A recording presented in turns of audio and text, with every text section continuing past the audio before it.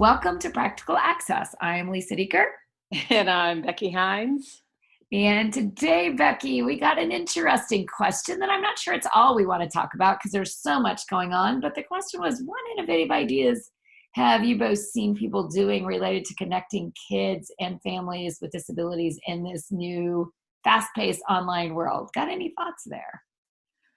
Well, Lisa, I don't know that these are innovative by everybody else's standards necessarily. However, as we've been talking about, it's almost an issue of programming right now. Like, how do we use, obviously, streaming and online meetings, et cetera, to connect people, and how do we do it in a way that it makes it really accessible? So I know you've seen some good tools for that, and I've had a very recent, i.e., right up into this moment, experience trying to do some programming in that way. But let me hear what tools you're using, because I'm using pretty traditional ones.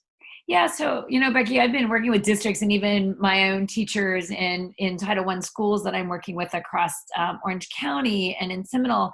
And I'm just kind of surprised that, really there's kind of a plethora of tools being used across the country from Google Hangouts, which I found something interesting. People are a little worried that kids will keep hanging out afterwards. I'm like, well, guess what? They're going to do that whether it's with the school hangout or their own hangout. So again, once you give them a tool, I don't know that you can stop them from hanging out.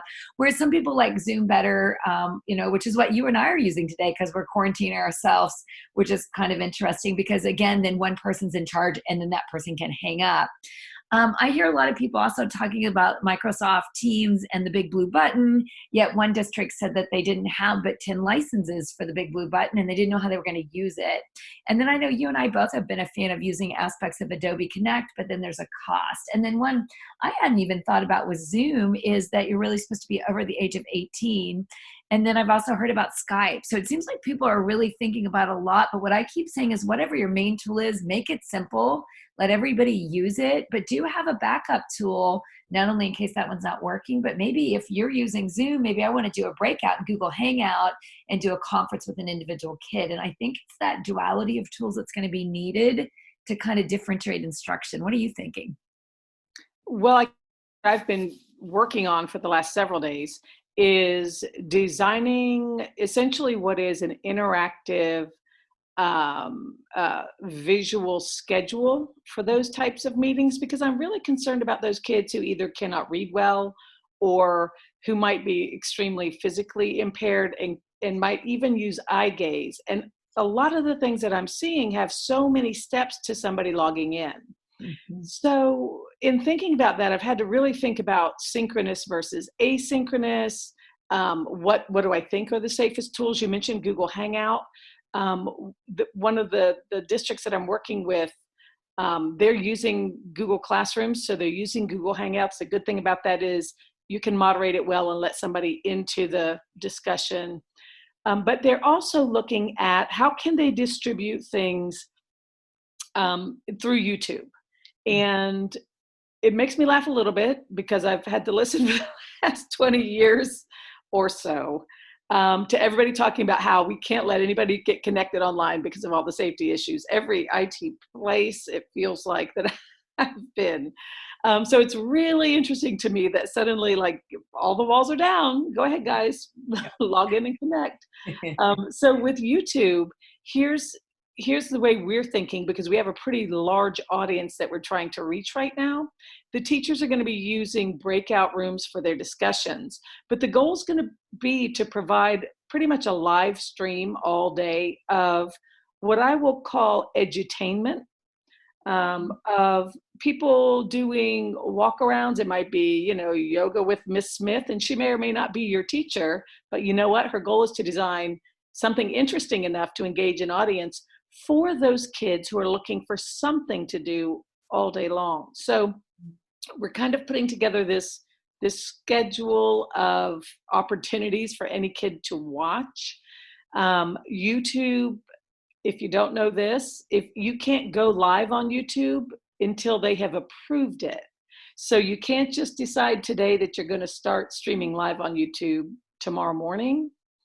Um, Also, if you can remove ads if you say that you're streaming to kids, but that disables the ability to comment.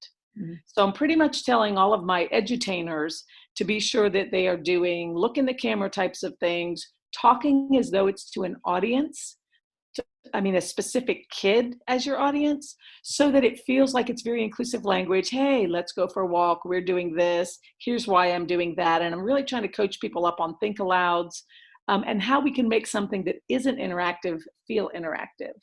I would say right now, those are the biggest picture kinds of things that we've been working on.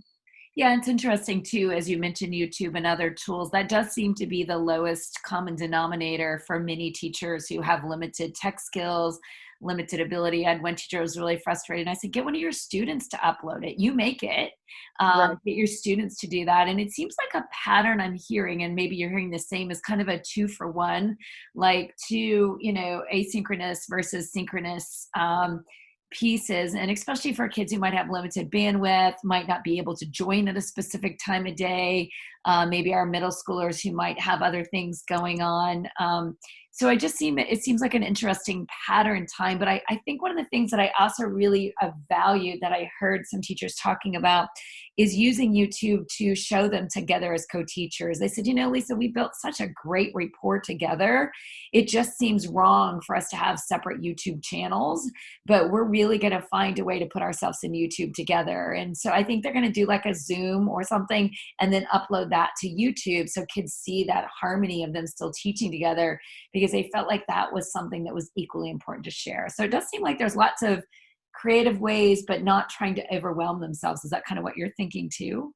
It is, and that's the idea of doing this as a visual schedule on an iPad or something, again, for a student who doesn't have a lot of opportunities to engage in many other routes.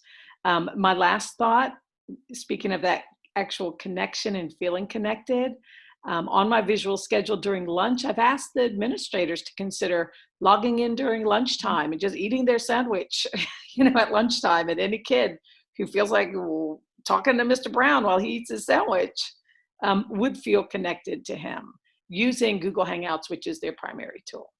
Yeah, it's funny because I've heard a lot of really great kind of spattering of ideas like that. That's the first question I asked my graduate class was, what are you using? And I heard great things like, I'm going to have virtual office hours, which we would expect, but I'm going to have virtual lunches, virtual circle time, virtual meet and greet time. I even heard one of them say that, she's so worried because a lot of her kids are filled with trauma. She's going to ask the counselor to join her.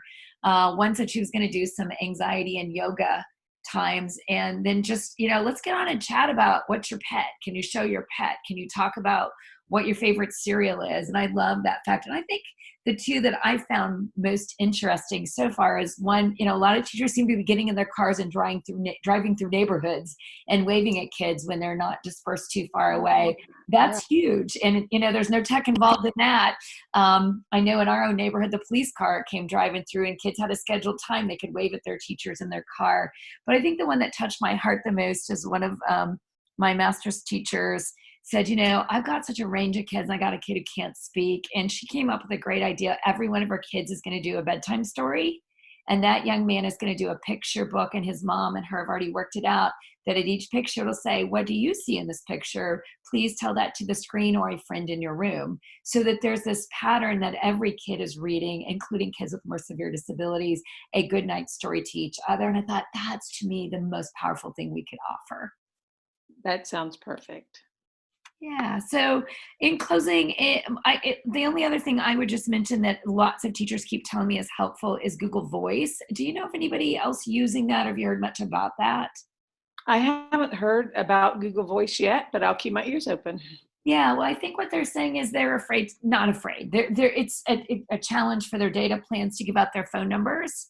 So many talk about setting up a Google Voice account so that they can talk with families through another number so that they can keep their phone available for their parents who might call. So just one last idea that I kind of thought. And, Becky, I think we're open to questions, but we're also thinking we might just do some open mic kinds of discussion on topics.